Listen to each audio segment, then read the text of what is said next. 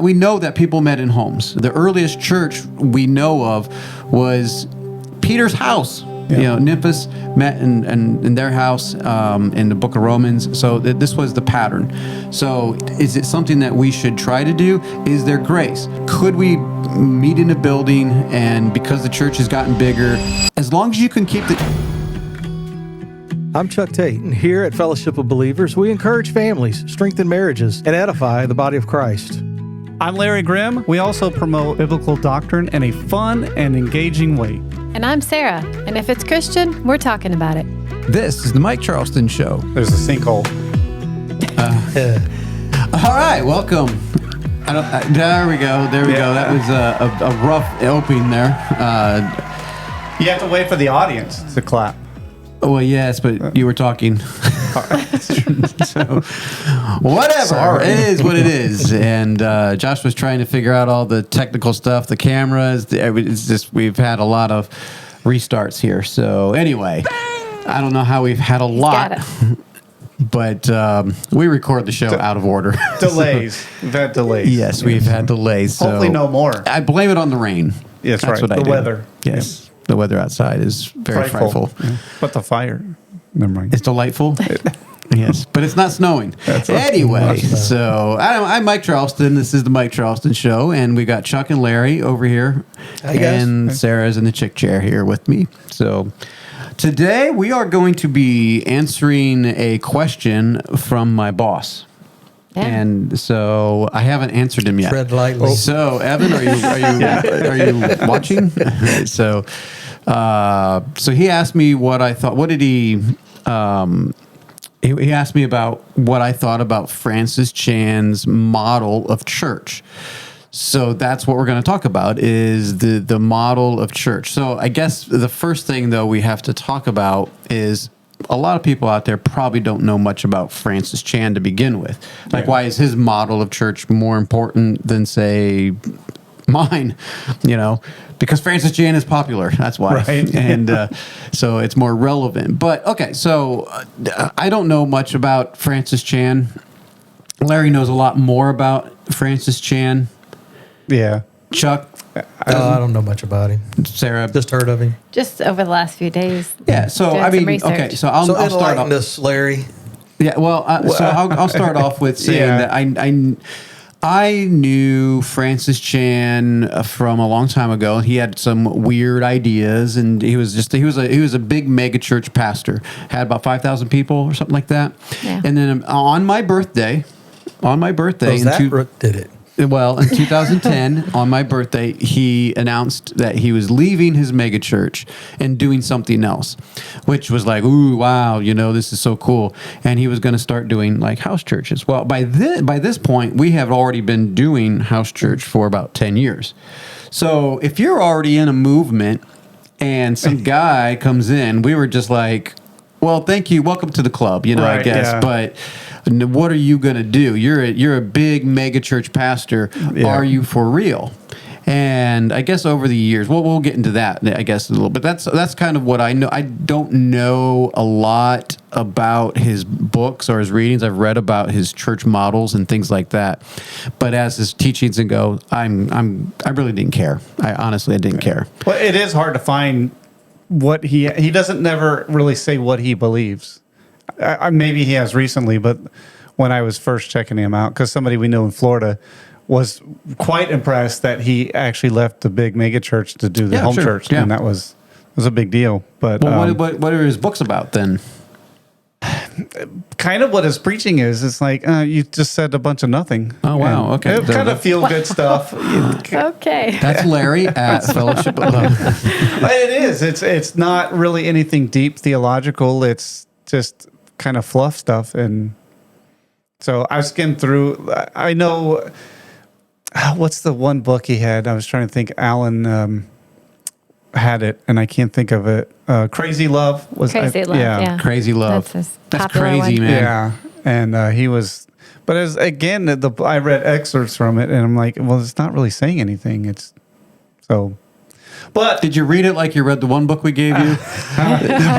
yeah, kind of. He said he skimmed. But I will say, like, his idea of church did change, and I would say for that part, I agree with him somewhat with his view of church. Sure. So that's kind of who he is. So he is a charismatic. I'm guessing when I say charismatic, like I'm not talking necessarily like tongues talker. But he's a charismatic preacher, and that he's very engaging, and he's not boring basically. And obviously, with 5,000 people in his church, he became very popular, and he wrote books, and so he had a voice out there.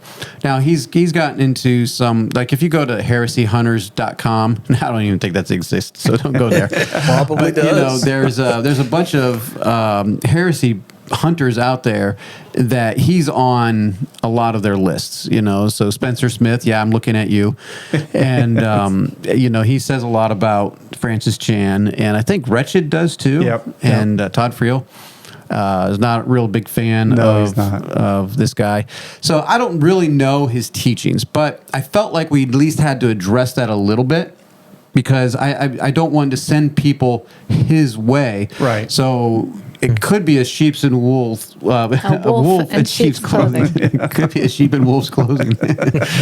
No, he could be a wolf in sheep's clothing, and so I don't want to send people there to get hold of his doctrines.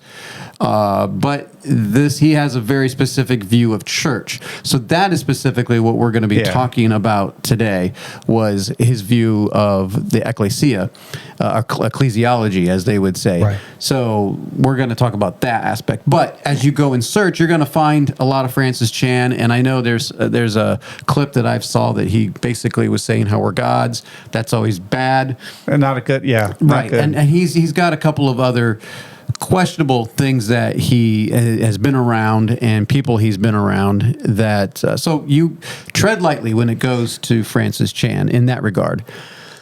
But what are we going to be talking about today? We're going to talk about his church model. His church model. You know, his model, his idea of how church should function. So it's like I said, in 2010, he went away. Now, he didn't just start house churches right away. I don't know. He went off to foreign lands or whatever. But now, wearechurch.com, I believe, is his website, right? Yeah. Wearechurch.com.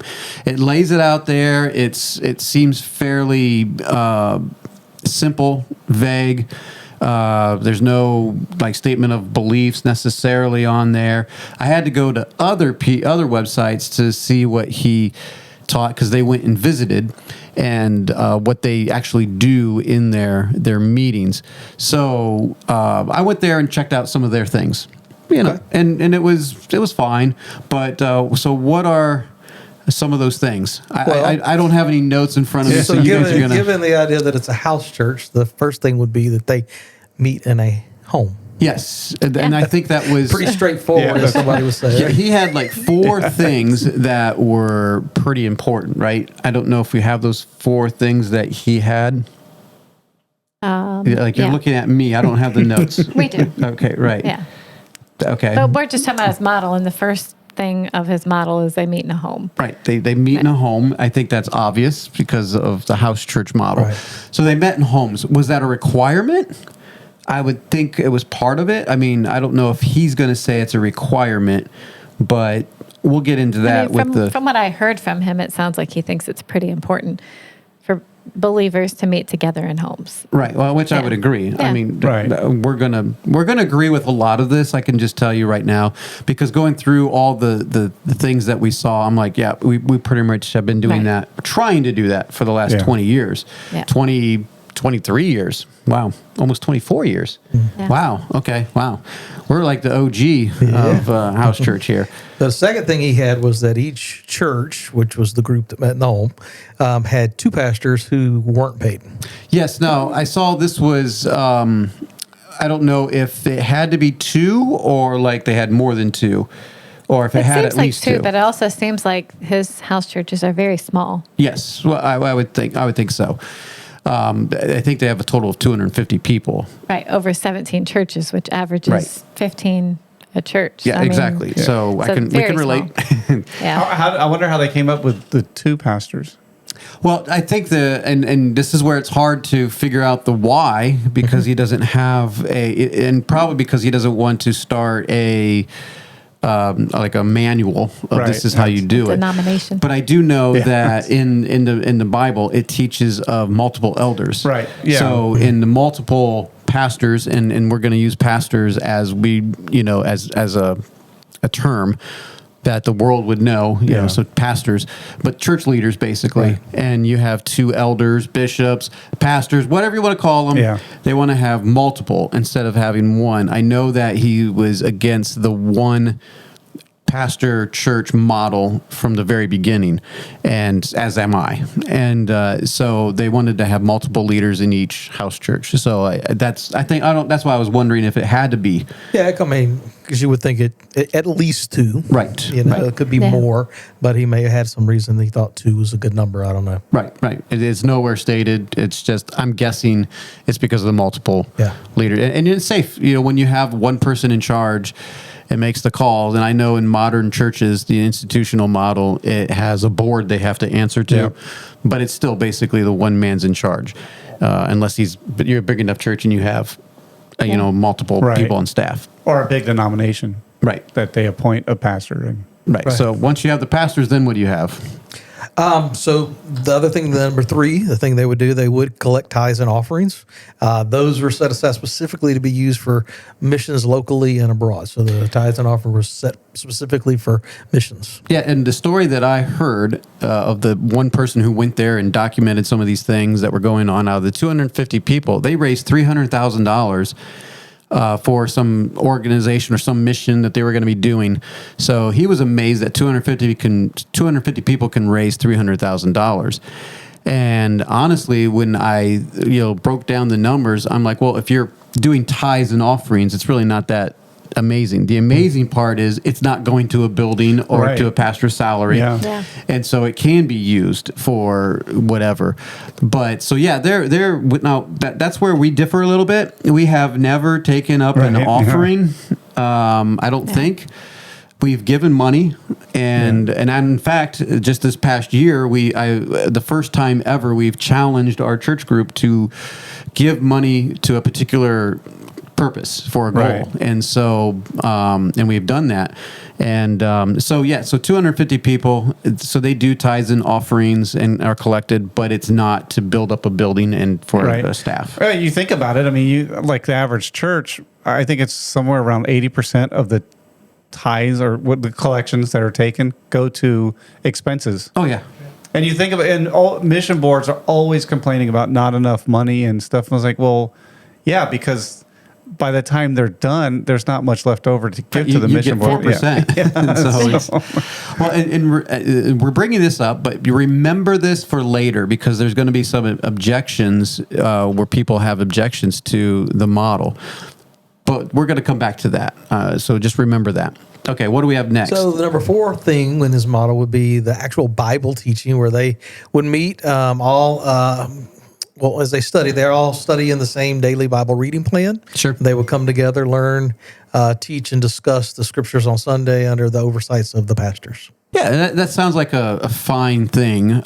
We don't exactly do that, but I'm fine with it. If we said, "Hey guys, we're going," kind of like what we do for Bible study. Yeah, and we have at times done a book study about a book of the Bible study on Sunday as well.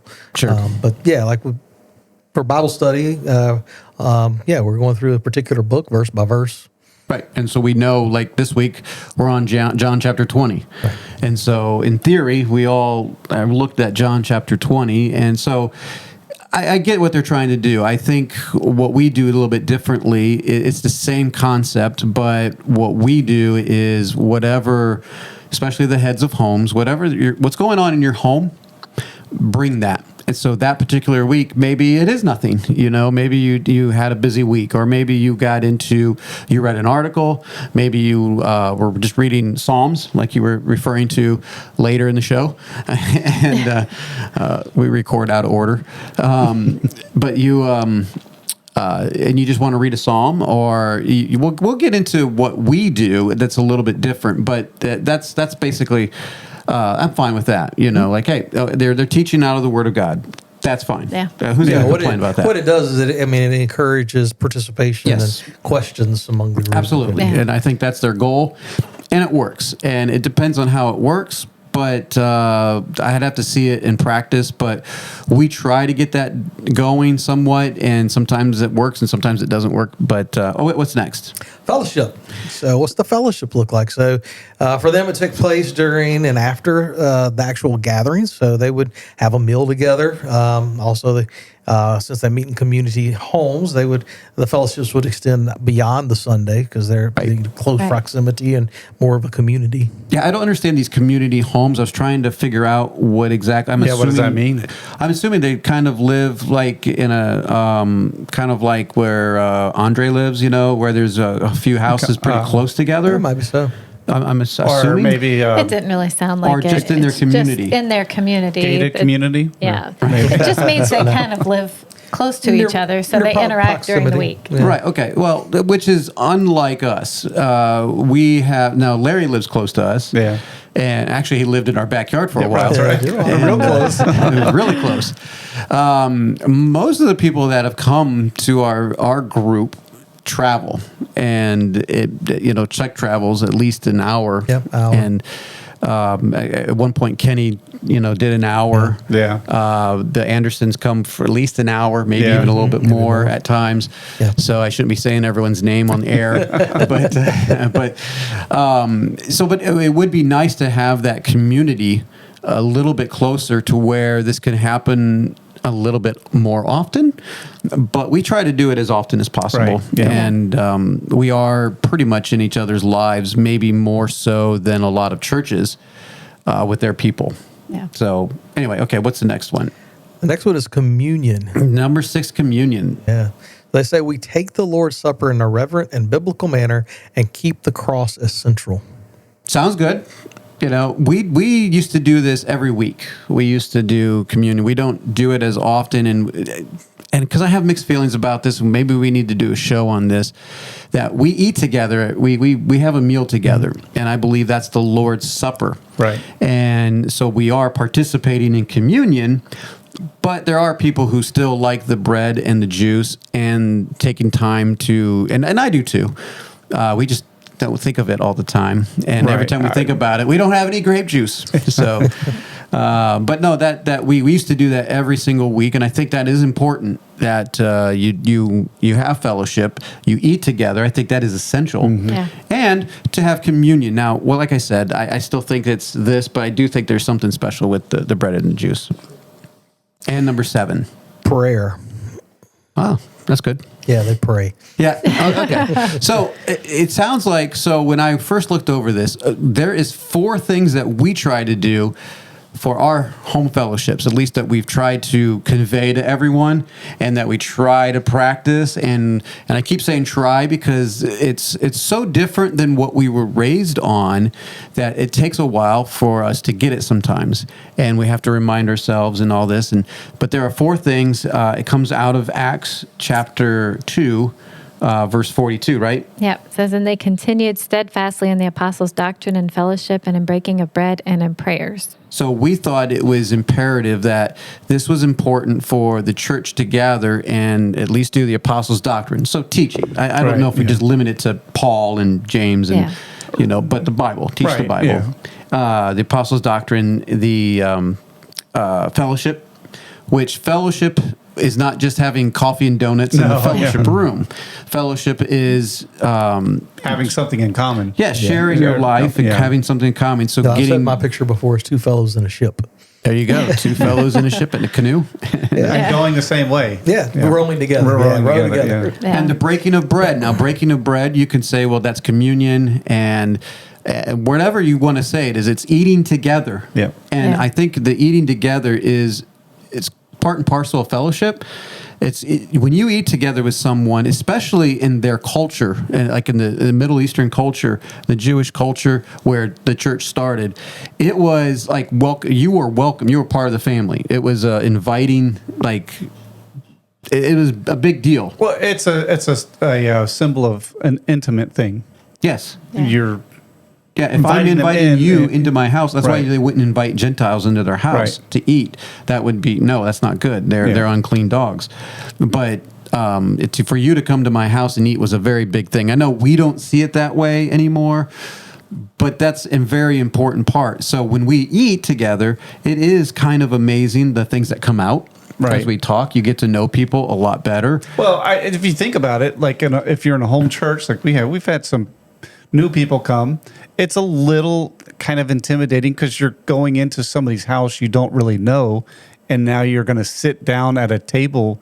It's not like you're sitting in a cafeteria, Right. You know, it's you're sitting in a kind of an intimate setting. Right, it's definitely more intimate whenever you're going into someone's home. Yeah. And so it's kind of is sort of a big deal because it's like, what if I embarrass myself? Yeah. It's not like you can hide, But it's easier. Let's just say it's easier to go to church and Right. sit in a pew and feel things out than to feel things out at someone's home. Yeah, that is for sure. And the other thing is prayer, and I think that's obvious. Well, I shouldn't say it's obvious, but I think every church everywhere at some point prays. But I think those were the 4 things that they point out in Acts, and that has been the things that not only do we meet in houses, I think that's important. I don't necessarily think it's exclusive to houses, and we'll talk about that in a second here. But I think those 4 things are what we try to accomplish, at least, and we try to, the meetings, I know we can go to 1 Corinthians 14 and talk about the meetings and what that actually looks like.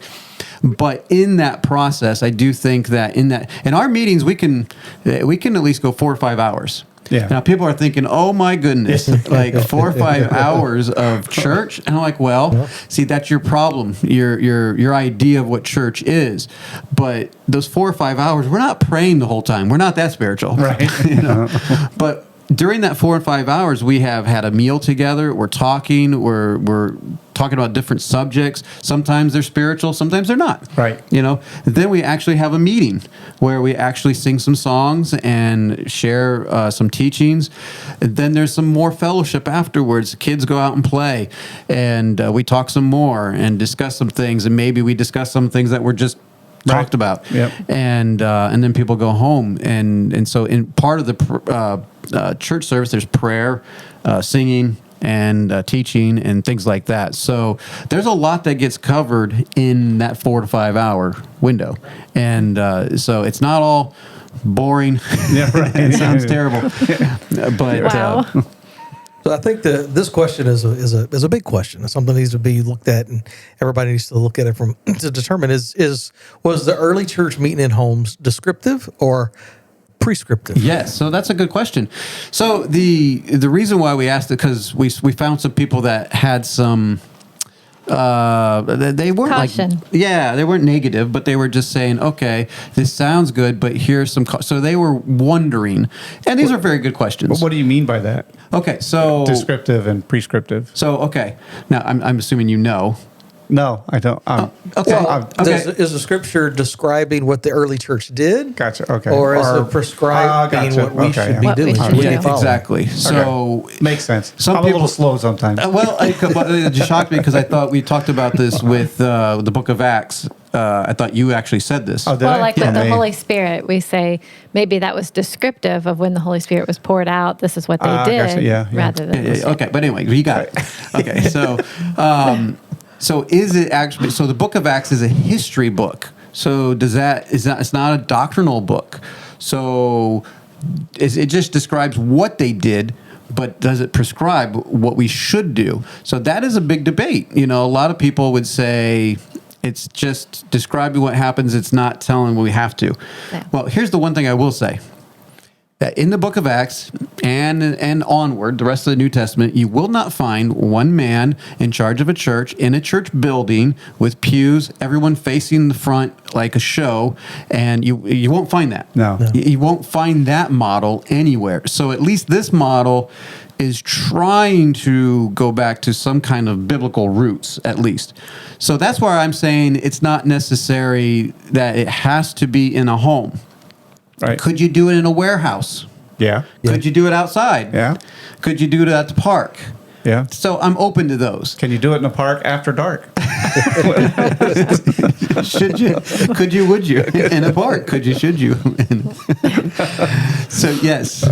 So Dr. Seuss can follow us.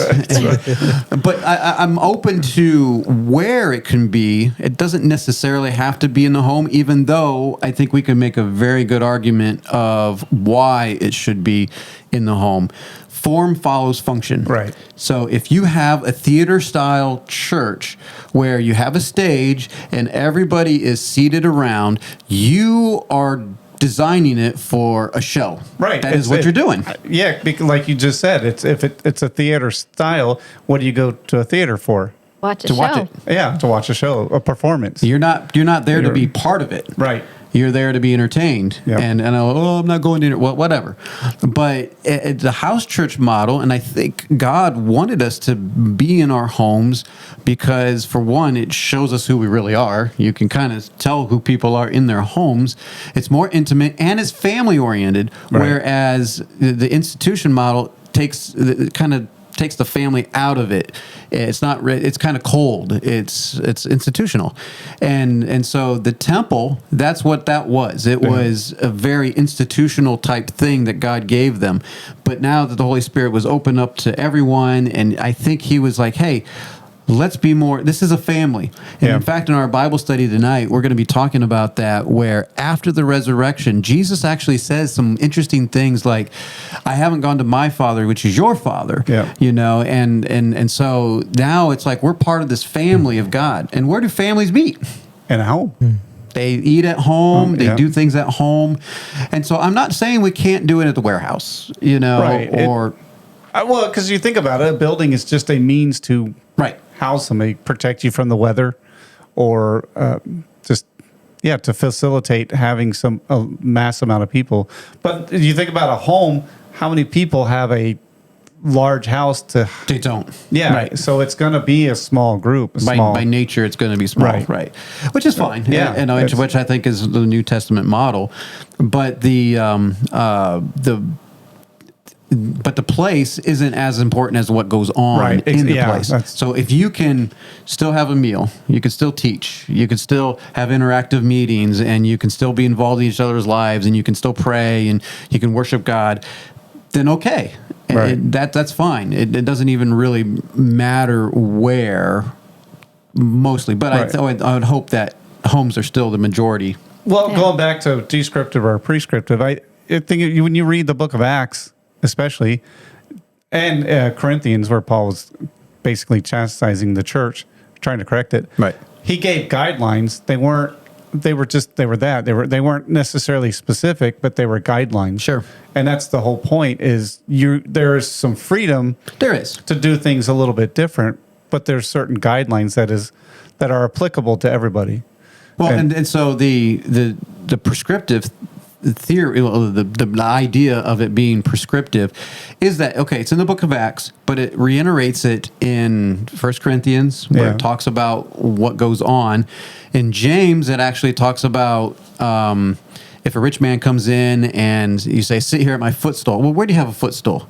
So obviously they met at homes, and the pushback is, well, they had to meet in homes. They didn't have to meet in homes. In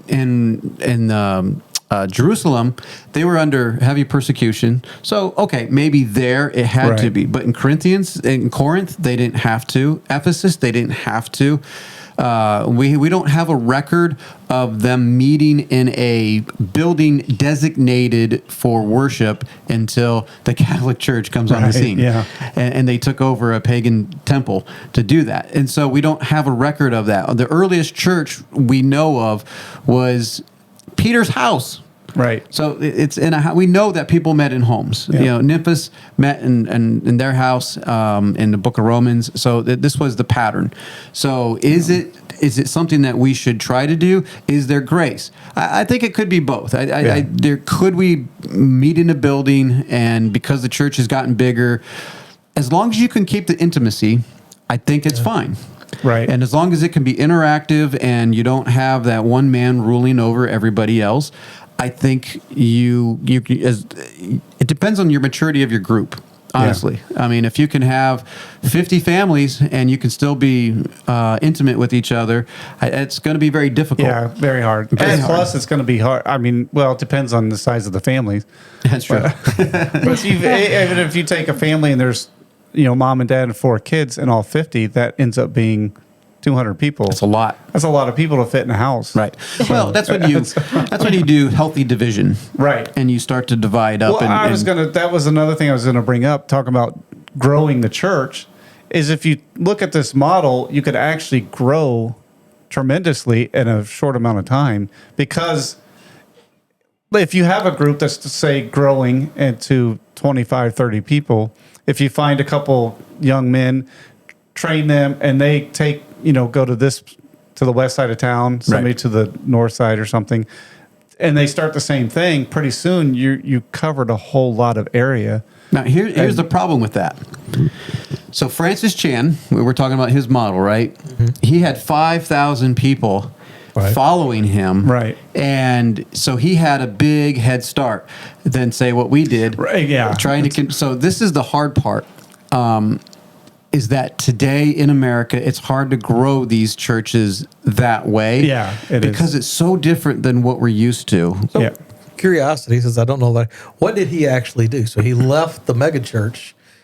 So what happened at that point? The folks that were following him, Like the church itself? well, the people. So did some of them come and they split up into a lot of different small groups, or? Well, I don't think at that point, this was where it kind of got vague. I'm not sure exactly if he immediately went to the house church model thing. I know that he promoted it, but I thought he went overseas for a while. Did, yeah. Right. Yeah. So I don't know. Somebody else took over his church. Right. Probably. Yeah. So he probably didn't. Whenever he decided on the house church model, he probably didn't have a lot of followers. No, not right No. away. Yeah. But then once he came back and said, like I said, there's 250 people right now part of We Are Church. So even someone very popular and someone who writes books about these things and is on YouTube, and it can only have like 250 people right now. So it's not easy, because it's very relational, and when it's relational, you get on each other's nerves, Right, yeah. and people are like, I'm out of here. I didn't get what I wanted. And we're still maturing in the faith, and some people just haven't matured all the way. And most people haven't matured all the way. I mean, you look at Baptist churches are a good example of that. You got your First Baptist Church. I think it's, where did I see this at? It's here locally. I think it's in Baker. Okay. Or maybe Ethel up there.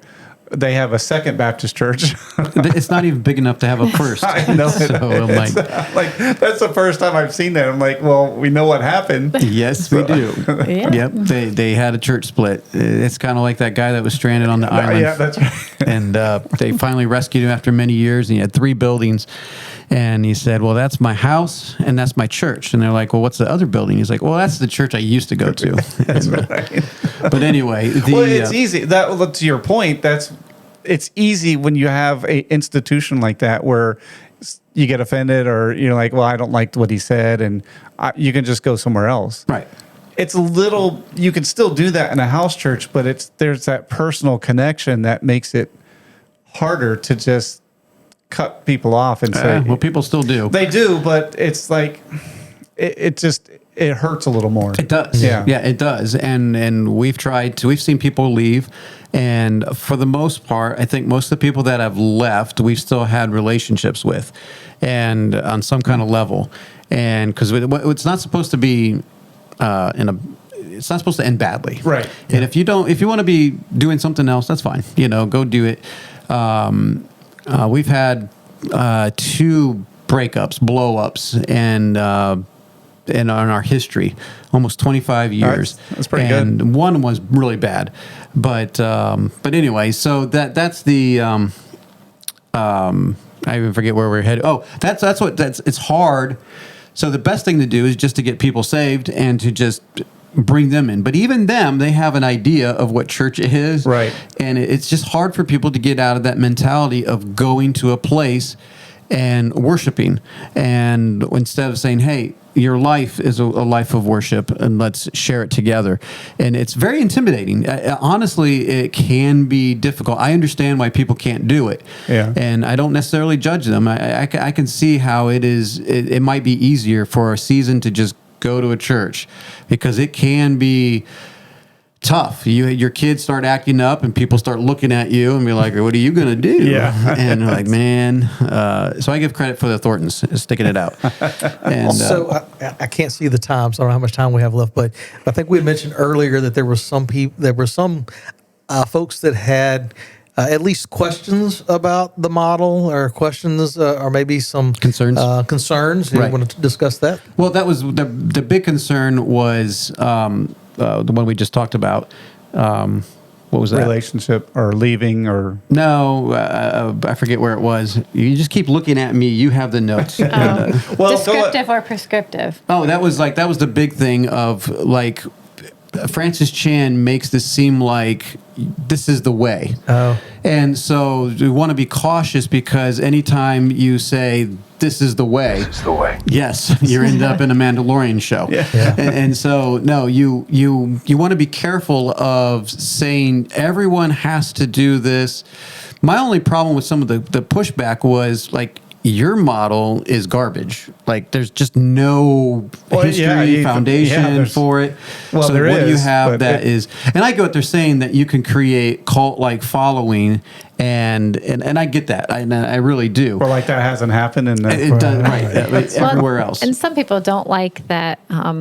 Some people that house church will say that our model is more biblical. Right. And some people kind of took offense to that. They're like, how can you say that your model's more biblical? But to me, what I do, I see in Scripture, Right. and what I see in the big institutional church, I don't It's see in not there. Scripture. So I'm like, it doesn't make me a better Christian. Right. But I will say what I'm doing is based out of the Bible, whereas what they're doing isn't. Right. Oh, and just be honest with yourself on that. It doesn't have to be. I mean, if you want to meet, and like we've said before, we put on camps, and on our camps we don't do a house church meeting. No. Right. We do a presentation. We have worship from the front, and we have a preacher, and I don't think that's wrong to have that. No. But to have that every single week, it's just not called church. Exactly, It's not. yeah. It's not what the believers came together to do, was to have a TED Talk and a concert. They didn't do that. So it's not saying we can't do that at times and get together and have I've had different this things. conversation with my son-in-law before, that they have a group that is more like a house church model than it would be a traditional church model, but Sure. yet the group size continues to grow. Yeah. And it's like, what point do you have to do something different? And that's always a question. It's just like, how do you keep it? People want to be together, but at the same time, you don't want to lose the relationship. So that's the another scary challenge. point too, because you're afraid it's just going to fall apart, and you feel like when it gets so big, then we have to institutionalize it almost, and it's like, well, no, you can divide. And in fact, we almost did that peacefully once, and the idea was to have quarterly meetings Right, or yeah. something like that, Yeah, where we discussed bigger that with them before, gatherings, too. and so there's ways to do this to where we could still see each other. I like Jim over there, or Bob. Why do I have to go over here now? You could still hang out throughout the week. Right. Yeah.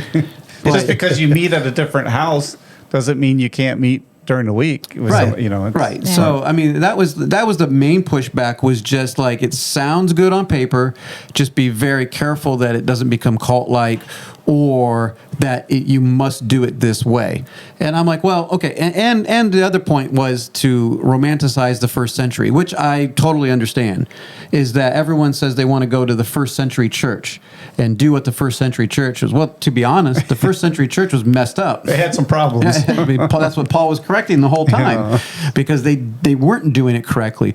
But I understand what they're trying to say, because that's how Paul established it, and was saying this is what church looks like. Go look at 1 Corinthians 14. Go look at Acts chapter 2, where what things were being done amongst the body of Christ, and look where they met. Is there something there? We should probably look at that and be like, well, if they met in homes, maybe we should, or keep smaller groups. Why do we keep getting these big mega churches? And I think that's where the house church movement, and where Francis Chan really thought something's off. Yeah. Is that if churches were just like these good old country churches, and I'm not saying they're perfect, but they're like 100 people, and they've known each other forever. Yeah. And if churches were like that, I don't think there would ever be a movement for house churches. But we saw the advent of mega churches, and people are just like, what are we doing? We're Right, just yeah. missing out on the intimacy with people. Yep. We're just going to a place to sing some songs, which might feel good, and then hear a message, and that's it. Be entertained. Right. Yeah, even with the larger church, I think they even see the issue there, because you see them Cell groups? have the idea to have cell groups or small Yeah. groups. Yeah. They that's where they were like, hey, we've got to change because we're getting too big, we're losing that. And so they started these cell groups, which started around early 90s Yeah. and Yep. became a big popular thing because it's necessary. Yeah. And that's a nice little thing to have in your church, but that's Yeah, I remember late 90s and early 2000s, somewhere in there. They're studying, I can't remember who did it, Following God. Anybody remember that one? yes. Okay, so that was one of the things that I remember going through that. And it actually did that. It brought you into a group, a much closer group where Sure. you got to know somebody, Yeah. on a much more personal level. So not a bad thing for a small group, but the house church model seems to, like you say, fit much better with what happened in Scripture. Well, and you get to know people on a way better level, and so I know how to minister better to people. And it's not I'm not trying to control everyone. Everyone, trust me, everyone has their own belief systems and things like that. But in an institutional church, it's like you believe the way we believe, or you might as well go to the Methodist church down the road, or you Yeah. might as well go to the Baptist church down the Take road. your pick. Right. Yeah. Don't come here if you're going to disagree. And that's the beauty of a home fellowship, is it lets the people explore their relationship with God. Like I'm in the middle of, this particular doctrine that I'm considering, and I can help with that, or be like, hey, this is dangerous. Right. You have that, as I say, freedom, partly to bring forth an idea that you might be struggling with, like a particular doctrine or something. And Right. Without being shouted down. Right, Right, exactly. yeah. And you can, in a group, you can discuss that and say, okay, I never thought about that, or have you thought about this aspect of it? You can, in a friendly way, have that debate, and Yeah. then your faith is going to grow. Right, You're 'cause gonna- whenever you're with each other on a intimate basis like that, you build up the trust where, Right. everybody can share and be able to communicate, and nobody gets like, what? Who are you? or if somebody's speaking, like in our group, sometimes somebody says something, you're like, well, wait a minute, or you can ask a question Yep. whether. Yep. Right. Which Try it try frustrated me very early on. Trust me, it was that transition when I was a young man and coming out of Bible college and being used to, I'm the preacher. Yeah. And people Presenting. challenging me, I'm like, guys, just listen to what I'm saying. Give me a And- minute here. But I've gotten used to it, and I'm still perturbed when people interrupt me. No, I'm just kidding. Wow. It's fine, but it's we had that happen not too long ago where someone just stopped the service and basically said, had a question: does God? I forget what the question was, but does God really love us? Yeah. How do we know that? And I think it was a sincere question, and they were struggling and going through some stuff, and they needed to hear what the Bible said. Yeah. Yeah. And that does not happen in a church. Maybe afterward during the altar time, maybe, maybe, or you need to set a, appointment with the pastor on a Wednesday or Thursday or whatever, and for a counseling session or something like Right. that. Yep. But anyway, that was basically the some of the pushback was mainly the prescriptive, descriptive, and don't make it the model. But Right. I push back the other way, saying, show me a better model. I mean, there's a reason why this model seems to work better and is in the Bible, and they did this. So if they did it, I want to consider it. Doesn't always make it right just because Right. they did something, so that is a fair question to ask. But Well, when you look at the purpose of the church, which we've had a previous episode about, but it's impossible to do that when you have hundreds or thousands Right. or tens of thousands Right. of people. You can't do that. It's It's totally really hard. against what Right. God designed the church to be. So, I mean, I appreciate I mean, reading and listening to Francis Chan's idea of what church was, it was kind of refreshing to hear. Here's this guy who's a mega church pastor and felt convicted like this is not what's in the Bible. This is not, I don't think these people are really loving God, and they're surely not loving each other. And so, I mean, he may, I don't know about heresy or whatever. Like, I don't know about all of his teaching. But as far as, his model of church, I think it's way more what God would want us to do. No, you're right. I was just looking, you had like a note. Today's church model comes from poor biblical knowledge and thinking that we need to build God's kingdom, hence replacement theology. Well, that's true. Where today's church comes from is the Catholic Church. Yeah. That's where it comes from. When Constantine, our famous Constantine, when he took over, thank you. That's Constantine. He Christianized everything and made it legal. Well, then there's a little bit more of a fresh of breath air. Like, we can.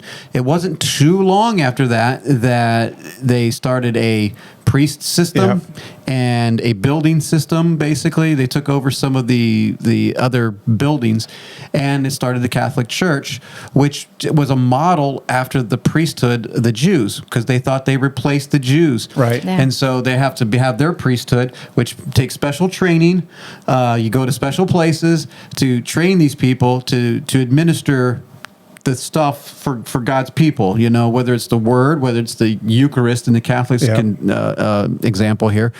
But now Christians, we had a Reformation, right? Well, we kept the same model. Right. And we have special places where we train people that you won't find in the Bible. No.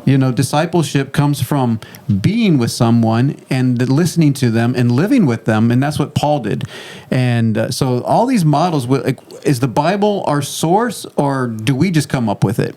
Is there freedom? Yes, there is freedom. But we have to be careful with our freedom, and that it comes from somewhere. And just realizing that is it defeating the purpose of what God really wants for his church? And I think that is the big key. Yeah. Well, a kingdom is an institution, whereas the church is a body. It's a family. Yeah. And that's a big difference. Big difference. So yeah. Hey, and before we get off, Before we get off. you know that we do need to say something about our announcement. Oh, I know we don't usually talk about our lives, but I mean, That's a big come announcement. on. Look closely at the camera and look at Sarah and I.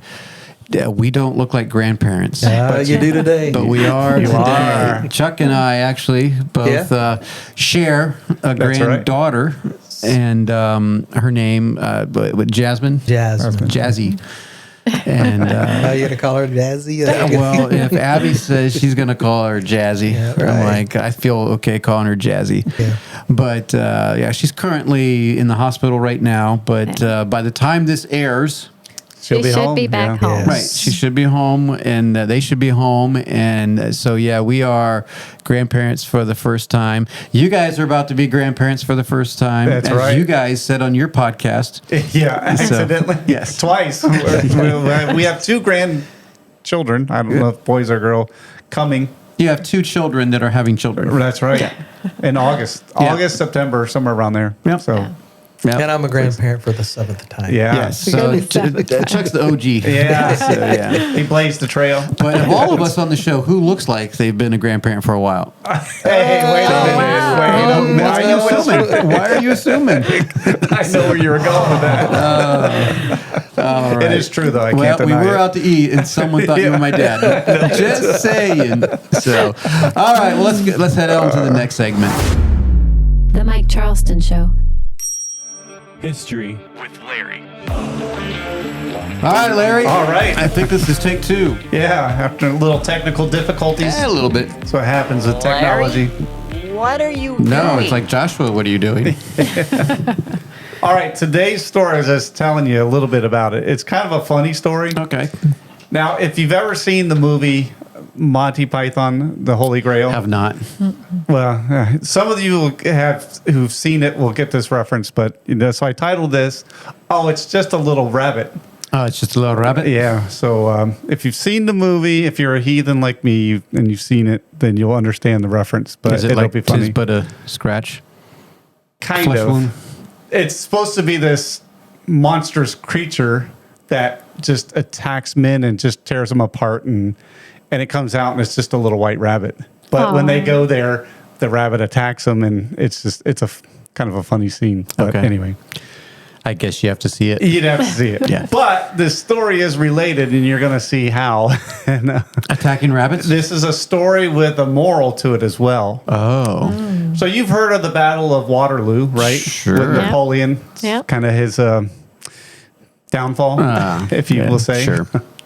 But what a lot of people don't know is 8 years prior, he had a battle in which he had to retreat as well. Oh. Yeah, it's not really talked about much, mostly because of its embarrassing nature for Napoleon and his top military officers. Well, usually if you have to retreat, it is embarrassing. It's an embarrassing, but this one is especially embarrassing because they're fighting rabbits. yes. Oh boy. What? They do multiply quickly. Well, this battle took place, battle, if you will, I use that term loosely, in July of 1807. Napoleon, they just signed a treaty with the Imperial Russian Empire. Okay. Because they were fighting and all that, but they signed a treaty. And to celebrate, the chief of staff for Napoleon organized a luncheon and a rabbit hunt. Nothing could go wrong with this one. Exactly. So they invited all the top military brass and this elaborate luncheons, and they were then after the lunch they're going to do the rabbit hunt. Were the Russians with them? No, just Napoleon and his. Anyway, so they had to get a bunch of rabbits. So he got one story. It was as much as 3,000 rabbits. 3,000 rabbits? So that's a night. lot of rabbits. Sure. Yeah. And the cages, they lined them up along the edges of the grassy field, and the plan was so when they're ready to start, they'd open the cages and then they'd off for the hunt. And everything's going according to plan. Oh, yes. And when you do the rabbit hunt, usually sometimes they'll use dogs to kind of flush the rabbits out of the bushes and Why then not? get them running. If you don't use dogs, you need what they call beaters. Somebody who makes, guys Beat the that bush. slapsticks, makes noise, get the rabbit, flush them out, and get them running. You got to use humor? Yeah. Slapstick? Yeah. Okay. So, picture this, Napoleon, all his top officers, all these sophisticated people, they're all lined up. They got their gun bearers and the beaters. They open the cages, release the rabbits, Release the rabbit. and the hunt is on. Oh, boy. Except this is for exciting. something strange and unexpected happened. The rabbits, instead of running away, they ran at their hunters. And so now the hunters became the hunted. Oh, boy. It got so bad that Napoleon actually retreated to his carriage, and the rabbits were jumping into the carriage. And at first, when it first happened, they thought this was a joke or it was just kind of funny. But all of a sudden, could you imagine 3,000 rabbits coming at you? That's a lot of rabbits. It's a lot of rabbits. And he had to retreat and drive off on the carriage. So the rabbits won. The rabbits won. Just flooded them with rabbits. Yeah. So, all right, you might be thinking, well, maybe the rabbits were rabid or maybe possessed from some kind of devil. I think Napoleon and his men probably thought so too, but Probably. that wasn't the case. No. As I said, this had a moral to the story. So sometimes when you try to impress somebody and you you think you got it all handled, Oh, yeah. and it goes not other the way. way you planned, it doesn't turn out so well. This is one of those things. Yes. So in order to get that many rabbits, if you were to try to trap wild rabbits and stuff, it takes a long time. Sure. And then you got to house them and all that. So the chief of staff decided, well, why go and try to catch wild rabbits when we can go to farms where they raise them and get farm-raised rabbits? And that's what he did, because it's easier. Sure. And you can Yeah. get the job done faster. Yeah.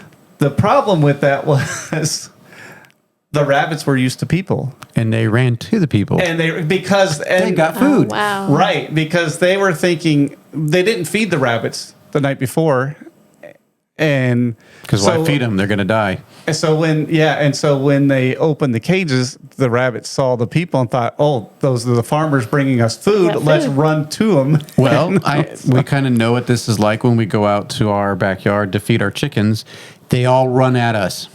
Now, they stop and eat. But could you imagine if there was like 3,000 chickens coming your way or something? It would be kind of intimidating if you and rabbits jumping up at you, ready to get some food. And so that's what happened. So the moral of the story is, if you want to impress somebody, you might want to do your research first. Do your research. But this is the battle that Napoleon retreated from before the Waterloo. Maybe that was a sign he should have taken to Baby heart. steps. Well, here's a little known fact that at the Battle of Waterloo, they released a lot of rabbits.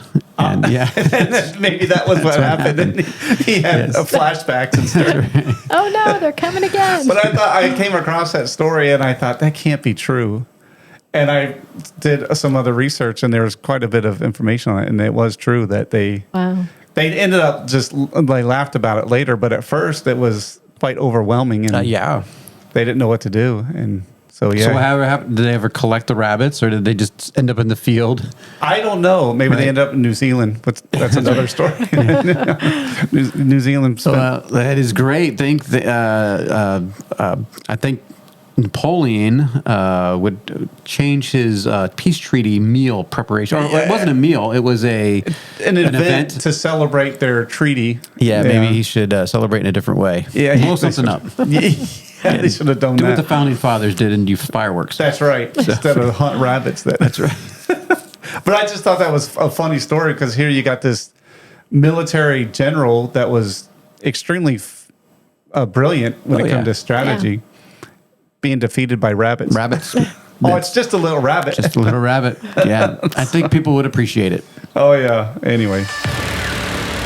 The Mike Charleston Show.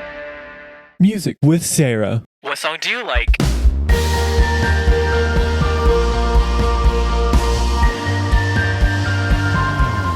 All right, babe. Here's your song of the week. So, what do we have this week? This is an old one. It is an old one? Oh, that's right. I still don't even know. I was trying to guess it earlier, and we got distracted. Well, so Elizabeth and Lydia and I have been going through Psalms. Well, I mean, we're reading through the Bible, but we're reading Psalms on our own instead of reading that together. Oh, so like that Psalms is separate from the Bible?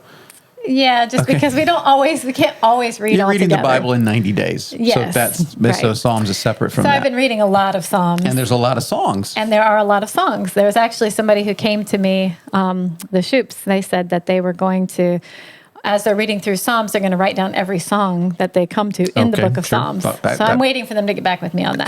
That was years ago. No, it was at Abigail's wedding. Oh, okay. Anyway, but as you're reading through the Psalms, you do come across a lot of songs. Yes. Which Paul tells us to sing psalms and hymns and spiritual songs. So this is a psalm that you can sing, and it's called "Oh God, You Are My God." It's actually by Lenny LeBlanc, which I feel like I already did a song by him, and I never would have thought of him as like one of my favorite singers or songwriters. Well, but anyway, from years ago. Yeah, and I'm not supposing he's still alive. I think so. Right. One of the kids asked me, I'm like, I don't know. But anyway, it's actually on an album called Pure Heart. Oh, wow. That's the original Hosanna Integrity cover. Yes. If you're old like us and you know Hosanna Integrity, good for you. You get 2 points. Well, and it does sound like it's from, I guess, the 80s or whatever. Sure, because it is. But it is. But it's a great song, and so you can't just pass it because it sounds old. Like, I know a lot of people are like, yeah, that's old, but nobody's, as far as I could tell on Spotify at least, nobody's redone it. So it's the only version. And so anyway, but it's a great song. It's taken from Psalm 63. Okay, sure. And it says, "Oh God, you are my God, and I will seek thee earnestly," which in King James actually says early. And I looked in some of the modern versions, change it to earnestly. But either way, like, I like to seek him early because I'm a morning person. Yes, you are. I like to get up early. But we also should seek him earnestly. So either way, I'm like, it's a win-win situation. It's win-win. So, but it goes to, "My soul yearns for thee, my flesh yearns for thee in a dry and weary land where there's no water." Yeah, that's That the Psalm, what, 63, 63. right? Okay, because I remember in Bible college, we got into this huge discussion, and not to get theological Wow, here. didn't mean to bring up a big debate. I know, but a friend of mine, he was just going off and ranting like friends of mine do, and like I do. And we were talking about our flesh. And he's like, there's nothing good in my flesh. And well, I'm not going to argue. No one was like, oh, no, wait a minute. There's something good in my flesh. But there's like nothing in my flesh seeks God or yearns for God. And I'm like, well, time out, Mr. Calvinist. No, he wasn't a Calvinist. But I'm like, what are you talking about? In Psalm 63, it says that my soul yearns for thee and my flesh yearns for thee. Now, you tell me what that means. So, Well, maybe his doesn't. well, I don't maybe know. not, but that was like a moment where we just say things sometimes, but the Bible actually, when he says my flesh yearns for thee, I'm going to have to take him at his word. Yeah, it reminds me of as the deer panteth after the water, which is a different psalm. It is. But, and then it says, thus I have beheld thee in the sanctuary to see thy power and thy glory, which... Well, you skipped in a dry and weary land where there is no water. Okay, yeah. But him saying, I beheld thee in the sanctuary to see thy power and thy glory makes me think of, as we're reading through the Old Testament, the sanctuary and the Sure. tabernacle, and they really did behold the power and glory of God when he came down in the... Shekinah glory. Right. So anyway, and then the chorus says, so I will bless thee as long as I live. I will lift up my hands to thy name, and in the shadow of thy wings I sing for joy. So I will bless thee. So I will bless thee. Yep. Anyway. Okay. Anyway, but it's a great song, and that's it. And it just repeats. It's a simple song, and it's right off. Is that the whole psalm? No, it's not. Right, okay. It's just pieces of the song. There's actually some other songs in that I was song. going to say, because just reading that, I already have like 3 or 4 other songs Right. that from some of those lyrics right there. But yeah, that's you should check it out. It's Pure in Heart is the album. Pure Heart. Pure Heart Right. is the album, and Lenny LeBlanc, and the name of the song is "Oh God, You Are My God." And you say that the only thing that you can find is on Spotify. This is the only version that I only found version, on right. Spotify. I don't know if Interesting. There's no new version. So, Wow. and I'm okay with old songs, but I wouldn't mind Not if even on somebody... YouTube, you couldn't find it. This is what's on YouTube also, is just this version. Right, but So- you could get it on YouTube. Yes, you can Right. get it on YouTube. So check it out on Spotify or YouTube. Yeah. This is "Oh God, You Are My God." The Mike Charleston Show. Marriage. All right, babe. This is not really a marriage segment this week. This is kind of a family segment, but it involves marriage in some ways because we may disagree. Yeah, well, and when you're married, you often end up with children, so it becomes a marriage thing. Well, when so. you get in pre-marriage counseling, the big 5 things that I say that you need to agree on is religion, right? It's a good one. Your in-laws, how close you should be to them, how far you should live with your each other's parents. Help me out, money. Mm-hmm. And what's some other ones there? I'm just forgetting off the top of my head. Yeah, I know. But one of them is children, and Right. children is a very important one. That how many children do we have? Do we agree on it? How do we raise them? How do we discipline them? Yep. And so that's a big one. And we got an email from Isaac, and so why don't you go ahead and read the email? Okay, he says, hi, show. Could y'all discuss the difference between discipline, training, punishment, and spanking and how they relate to each other? You didn't go like this. Oh, I'm Air sorry. quotes. Each of those words was Okay. in quotes. Okay. So discipline, training, punishment, and spanking. Okay, so each one of these, we could spend the whole show. I tend to want to avoid this issue as much as possible because I don't want to put a target on my back and I don't want to get banned. So Okay. Well, I do think, the first two, discipline and training, seem to go hand in hand. When I think of discipline, I think of like basically teaching how to be disciplined, how to... you teach them a discipline? Yeah. I think Most about... people don't think that. Most people think of discipline as I got in trouble and I'm about to get whipped here. It can be that, but I guess, especially training. But that I is would what say. discipline means. When you look up the definition, it is a discipline that I have trained myself in doing something. Right. And so to me, discipline and training are very similar. Now, what does that look like? Well, I mean, discipline, you think you teach your kids, all right, we're going to wake up at a certain time. We're going to make our beds. We're going to, sit at the table like this. We're not going to slouch. We're going to, so it's teaching them the disciplines of life and how we're going to act, which is also training where we actually are just telling them how to do things. I'm not, it doesn't involve spanking and punishment and all that. It's just like, okay, no, when we're done eating, we're going to say, may I please be excused? And so I train them to do that. Well, and a lot of people, right off the bat, we are jumped into controversy here if you say the spanking word, right? Oh, oops. So I know everybody, like all the comedians are like, when I was a kid, I got spanked, and they're like now 22. So I'm like, well, okay, so people still spank. Yeah. And I'm not going to, we did spank, but we're going to clarify what our spankings were, because our spankings were more of punishments. And so, or as people would call them, corners, or you come up with your own name, because spanking has a terrible connotation, and it can be bad because it is.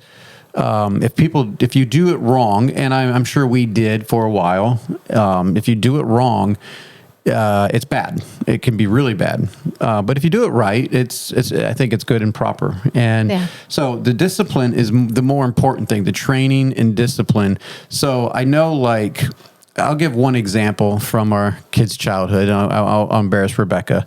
And she was a cute little kid. She was very compliant, still is somewhat. And she just decided to get down from the table without clearing her table, or clearing her plate. Yeah. That wasn't a rule. You got down, you put your plate up, and you threw away your food. You were supposed to eat your food, put your plate up, and you had to be asked to be excused to get down, and that was our disciplines, right?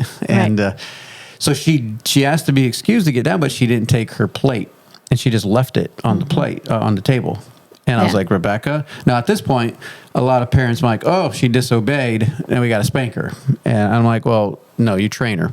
So what we did was, and it was kind of a funny thing, but we sat her back up. Nope, go take your plate, go put it back on the table, and go sit down, ask to be excused. Mm-hmm. We did that 10 times. She got down, and, by the time she was just laughing, but so were we. But she had never forgot. She always did what she was supposed to do in that regard. After that, and there was no need for a training session. Well, that was a training session. There was no need for spankings or punishment, in that regard. So training is very purposeful, and we've even set up different scenarios to train our kids. And I know other families have done similar things to where they create a scenario to train in certain things. And training is meant to be fun, and should be. And it's, instead of waiting for something to happen, we create the scenario, like you say. So we make something happen that we know is an issue, and so that we can both be there and ready to deal with it properly and to teach them the right way to handle a situation. And to restart and to try again and do it in love and joy. Now, spanking, we tried, I don't want to say we always did this, but we tried to reserve spanking for punishment.